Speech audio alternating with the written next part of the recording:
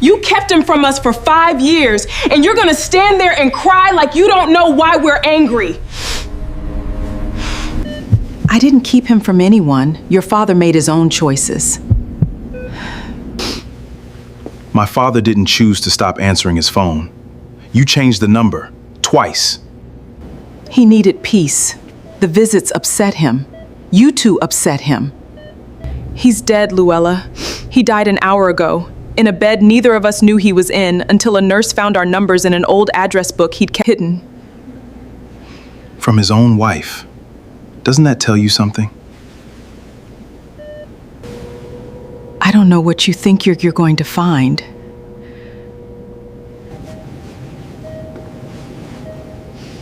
Then I guess we're both about to find out.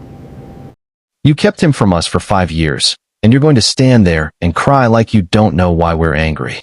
Bridgette Ferris stood in the hospital hallway, her voice low and shaking, her brother Desean beside her with his arms crossed. Louella Dunmore, their father's wife of 6 years, wiped her eyes and said nothing at first. I didn't keep him from anyone, Louella finally said. Your father made his own choices. My father didn't choose to stop answering his phone, Desean said. You changed the number. Twice. He needed peace, Louella said. The visits upset him. You two upset him. He's dead, Louella, Bridgette said. He died an hour ago, in a bed neither of us knew he was in until a nurse found our numbers in an old address book he'd kept hidden from you. Whatever peace you gave him, it came with a price, and we're about to find out exactly what that price was. Louella's composure cracked slightly at that, something flickering across her face that looked, for the briefest moment, less like grief and more like fear. Everett Ferris died on a Tuesday morning, 5 years almost to the day since his children had last spoken to him for longer than a rushed, monitored phone call. What Bridgette and Desean discovered in the weeks that followed wasn't simply the story of a father who drifted away in his final years. It was the story of exactly how someone can be quietly, deliberately isolated from the people who loved him most, and exactly what that isolation was actually protecting. Why would a woman spend 5 years cutting a man off from his own children? What was she actually protecting by keeping him isolated, monitored, and increasingly alone? And what did Bridgette and Desean find, once their father was finally gone, that explained everything Louella had spent half a decade trying to prevent them from discovering? Before we dive deeper, let us know in the comments where you're watching from. We'd love to hear from you. And don't forget to hit that subscribe button so you never miss any of our upcoming videos. To understand how their father ended up so completely cut off from them, you have to go back to the year their mother died, and the surprisingly quick remarriage that followed it. Everett Ferris married Louella Dunmore just under 2 years after losing his first wife, a whirlwind courtship that struck both Bridgette and Desean as fast, though neither of them felt it was their place to object outright to their father finding companionship again after decades of a genuinely happy marriage. Louella presented herself warmly in those early years, attentive to Everett, pleasant enough during holiday visits, giving both adult children little concrete reason to distrust her beyond a vague unease neither of them could fully articulate. Bridgette remembered specifically the first time she met Louella, a dinner Everett arranged carefully, clearly hoping his children would embrace the woman who'd brought some visible lightness back into his life after nearly 2 years of quiet grief. Louella had asked thoughtful questions that evening, remembered small details about Bridgette's work and Desean's family, and Bridgette left that dinner feeling, if not fully at ease, at least willing to give the relationship a genuine chance for her father's sake. Desean, more skeptical by nature, admitted years later that something about Louella's warmth had struck him from the very beginning as slightly performed, though he dismissed the instinct at the time as unfair, understanding that grief made people cautious in ways that weren't always rational. He chose, like Bridgette, to extend the benefit of the doubt, watching his father's genuine happiness during those early months and deciding that happiness mattered more than his own unexamined unease.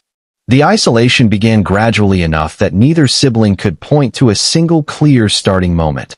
Small excuses accumulating over the first year of the marriage, Everett canceling visits citing minor illness, Louella mentioning he needed rest more than he used to, holiday gatherings growing shorter and less frequent under a rotating set of reasonable-sounding justifications. Bridgette remembered feeling foolish for her growing discomfort during that first year. Unable to point to anything concrete enough to raise directly, without sounding paranoid or unkind toward a woman who appeared, on the surface, to simply be caring for an aging husband. By the second year of the marriage, Louella had relocated the two of them nearly 3 hours away, framed to Bridgette and Desean as a downsizing decision motivated by cost and a quieter pace of life. A move that conveniently placed considerable additional friction between Everett and the children who'd previously seen him almost weekly. Phone calls grew shorter and more infrequent, often ending abruptly with Louella's voice audible in the background reminding Everett he needed to rest or take his medication. The relocation itself struck both siblings as unusual at the time, given their father had spent his entire adult life in the same community, surrounded by decades of friendships and familiar routines he'd always described as central to his happiness. Louella explained the move as Everett's own idea, framing it as his desire for a fresh start, an explanation neither Bridgette nor Desean could easily verify, given how quickly their father's independent voice seemed to recede from every conversation that followed. Bridgette and Desean each independently attempted, over the following years, to push back against the widening distance, planning surprise visits that were gently but firmly discouraged, offering to help with any caregiving needs that might explain Louella's increasing protectiveness, suggestions Louella deflected each time with a specific, practiced warmth that made outright confrontation feel disproportionate, given how reasonable her explanations always sounded in the moment. Bridgette recalled one attempted visit during the third year with particular pain, driving the 3 hours unannounced after weeks of unanswered calls, only to be met at the door by Louella, who explained, with visible regret, that Everett was resting and couldn't be disturbed, sending Bridgette away without ever actually seeing her father that day. Bridgette sat in her car afterward in the driveway for nearly 20 minutes, uncertain whether to insist further or respect what appeared to be a reasonable boundary, ultimately choosing to leave rather than risk the scene Louella's demeanor seemed to be quietly warning against. Desean attempted a similar visit roughly 6 months later, met with a nearly identical explanation, and it was only after comparing notes with Bridgette that the two siblings began to recognize the pattern for what it actually was rather than simply a series of unfortunate, unrelated coincidences. The calls grew rarer still by the 4th year, reduced to occasional brief check-ins scheduled entirely at Louella's convenience, always with her present in the room, Everett's voice on these calls sounding, in hindsight, increasingly flat and disconnected in ways neither sibling fully processed as concerning until much later. Bridgette recalled specifically a call during that 4th year where her father seemed to struggle recalling a family trip from years earlier, a lapse she attributed at the time to a bad connection rather than anything more troubling. Neither Bridgette nor Desean learned, until after his death, that Everett had attempted, on at least 4 separate documented occasions during those final years, to reach out directly, letters addressed to both of them that were never delivered, intercepted, they would eventually learn, by Louella herself, who maintained near total control over the household's outgoing mail during the marriage's final years.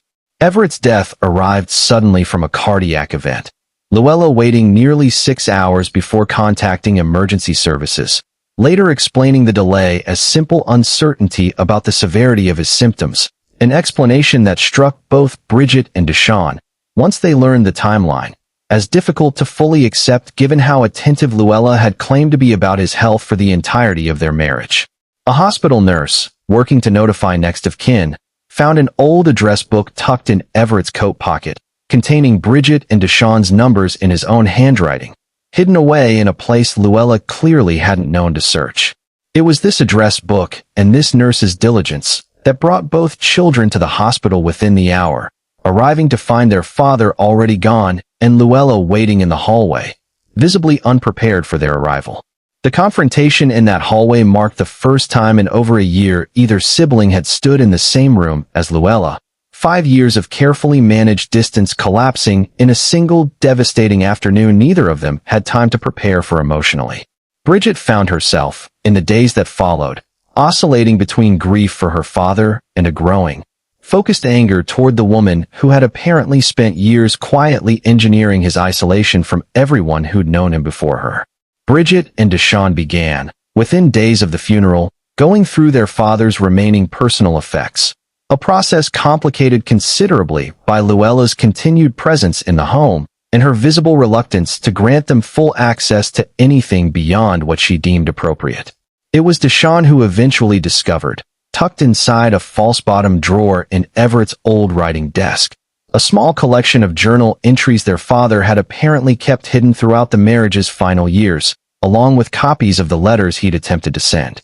Desean found the drawer almost by accident, running his hand along the underside of the desk while searching for a missing key and noticing the shallow, false compartment his father had apparently built or acquired specifically for this purpose. He called Bridgette immediately, both of them sitting together on the floor of their father's old study that evening reading through years of hidden entries by lamplight, understanding within the first few pages that they were about to learn considerably more than either of them had braced for. The journal entries painted a portrait of a man increasingly aware of his own isolation even as he struggled, cognitively and emotionally, to fully resist it. Entries describing confusion about missed calls he didn't remember declining, loneliness he couldn't quite name a source for, and, in several later entries, a growing suspicion that Louella was managing his medication in ways that left him foggier and more compliant than his actual health required.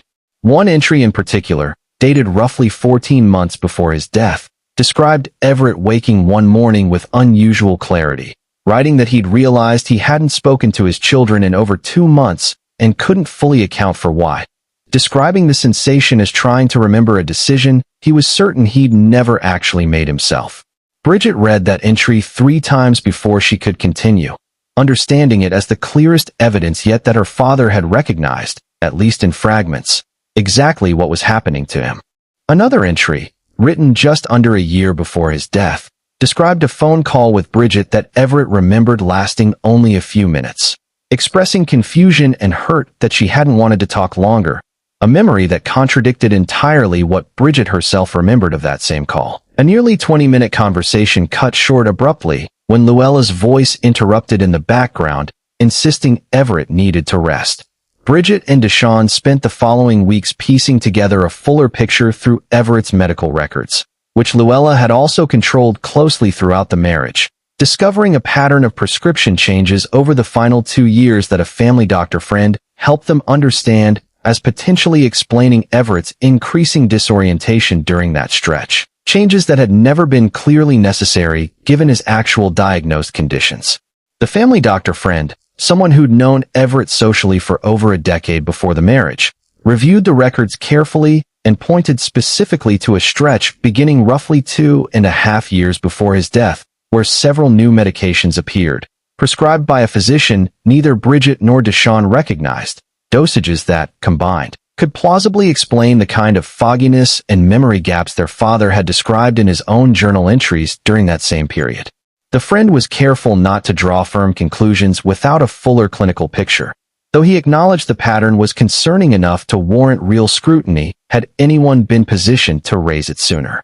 Bridgette found herself, during this stretch of discovery, oscillating between fury and a specific, aching grief for the father who had apparently spent his final years fighting, in small private ways, against a fog he couldn't fully name or escape, writing down fragments of clarity in a hidden drawer because he had no one else left to tell.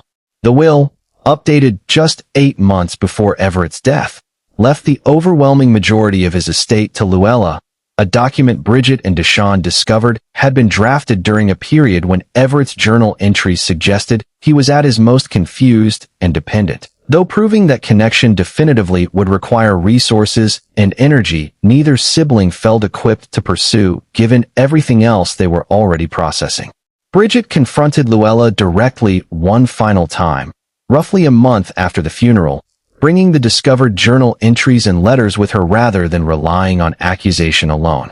Louella's composure, so carefully maintained throughout the marriage's final years, finally broke fully during that conversation, admitting, through tears that felt, for the first time, genuinely unrehearsed, that she'd grown terrified early in the marriage that Everett's children would eventually convince him to reduce her role in his life, a fear that had calcified over time into the systematic isolation Bridgette and Desean had spent years failing to fully name. Louella described, in halting fragments. The specific anxiety that had driven the earliest decisions, a sense, rooted partly in her own difficult first marriage decades earlier, that any woman who married a man with adult children eventually became disposable once those children reasserted themselves. She admitted she'd never intended the isolation to grow as extreme as it eventually became, describing instead a series of small choices that each felt reasonable in isolation, decisions that compounded over years into something she barely recognized herself by the end. I told myself I was protecting our marriage, Louella said. That if he spent less time thinking about the life he had before me, we'd actually have a chance. I didn't think about what it would cost him. I didn't think about what it would cost either of you. You cost him 5 years with his own children, Bridgette said. And it sounds like you cost him considerably more than that, if what we found in his journal is even half true. Louella didn't offer a defense for the medication changes specifically, growing quiet and evasive in a way that told Bridgette everything she needed to know without requiring a direct admission. Bridgette pressed once more, asking directly whether Louella had understood, at any point, that the fogginess Everett described in his journal might have been something she was actively contributing to rather than simply a natural consequence of his age. Louella's silence in response to that specific question lasted long enough that Bridgette eventually stood to leave, without waiting for an answer that clearly wasn't coming. The conversation ended without resolution, Bridgette and Desean choosing, in the weeks that followed, not to pursue any formal challenge to the will, understanding the emotional and financial cost of proving what they suspected would likely exceed whatever they might eventually recover. They consulted briefly with a family friend familiar with estate matters, who confirmed that challenging a will under these circumstances would require resources, time, and evidence considerably more airtight than journal entries and a suspicious medication timeline, a reality both siblings accepted with more resignation than bitterness. They chose instead to focus their energy on honoring their father authentically, holding a small private memorial of their own separate from the funeral Louella had organized, one that centered the version of Everett they'd actually known before his final isolated years, sharing his journal entries with close family, so the full truth of his final years existed somewhere beyond Louella's carefully managed narrative.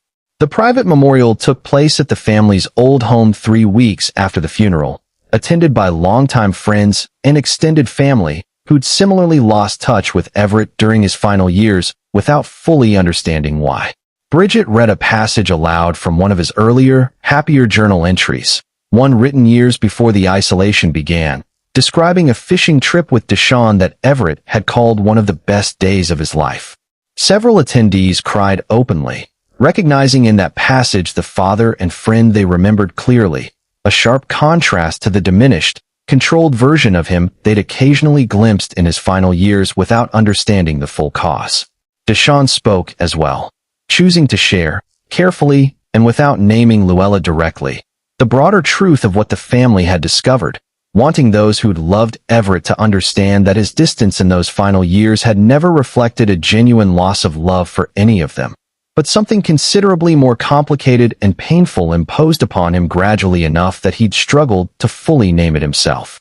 Bridgette and Desean cut all contact with Louella permanently following that final conversation, understanding that whatever grief and anger they carried toward her would need to exist without any further engagement to complicate it.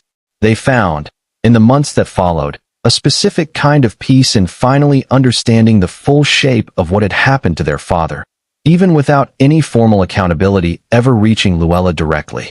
The siblings grew notably closer in the year following their father's death, a bond forged partly through shared grief and partly through the specific, unusual work of investigating and understanding what had actually happened during those 5 isolated years together.